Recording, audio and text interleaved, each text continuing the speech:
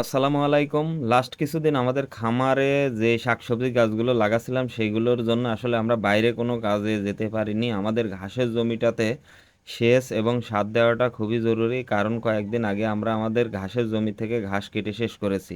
সচরাচর আমরা আমাদের ঘাসের জমি থেকে একটানা ঘাস কেটে শেষ করার পরে তারপরে এই জমিতে সেচ দেই। কিন্তু যখন আমরা আমাদের খামারের কাজকর্ম শেষ করতে পারছি তখন দেখা যাচ্ছে যে বিদ্যুৎ থাকছে না, কারণ ইদানিং আমাদের এলাকাতে খুব বেশি পরিমাণ লোডশেডিং দিচ্ছে।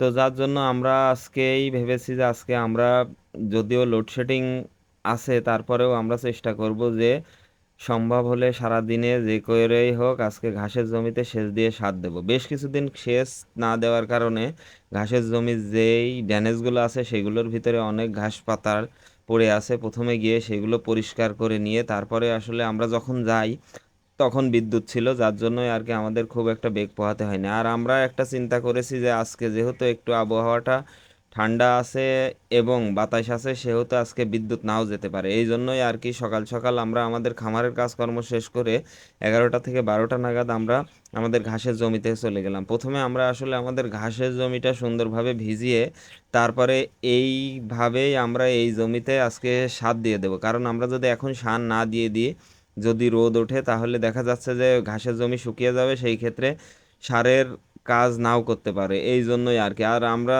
যেহেতু আমাদের খামারে অনেক ব্যস্ততা থাকে, আর এই ঘাসের জমি থেকে চলে গেলে হয়তো পরে শুধু সার দেওয়ার জন্য আর আসা হবে না। এই জন্যই আর কি আমরা একবারে বাড়ির থেকে গামলা বেঁধে নিয়ে এসেছি যে আমরা সেচ দেওয়া শেষ হইলে তারপরে সার দিয়ে দেবো ইনশাল্লাহ।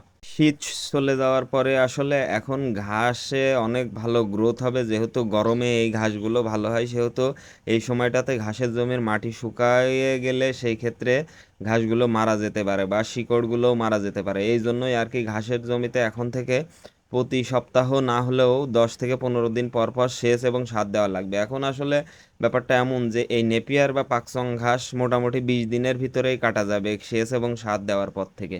আর আমরা আমাদের ঘাসের জমিতে বেশ কিছুদিন সার দেইনি, শুধু সেচই দিয়ে গেছি। সেই জন্যই আর কি এবারে যে 2-3 বারে যে পরিমাণ সার দেই সেই পরিমাণ সার একবারে দেব। কারণ এখন ঘাসগুলো অনেকটাই লাল হয়ে আছে, আর এই সারগুলো দিলে হয়তো 15 থেকে 20 দিনের ভিতরে আমরা এই ঘাসগুলো গরুকে খাওয়াতে পারবো। আর আমাদের গরুর বিছালেও মোটামুটি শেষের দিকে, যার জন্য আর কি এখন আমাদের ঘাসটা খুব যত্ন সহকারে তৈরি করতে হবে। তা না হলে এখন বিছালি যে পরিমাণ দাম, এতে করে দেখা যাচ্ছে যে বিছালি কিনতে গেলে আমাদের অনেক লস হয়ে যাবে। তো আমাদের ঘাসের জমিতে সেচের পানি হয়ে যাওয়ার পরে আসলে প্রতিদিনের তুলনায় আজকে জমি অনেক বেশি শুকনা ছিল, যার জন্য একটু বেশি পানি লেগেছে।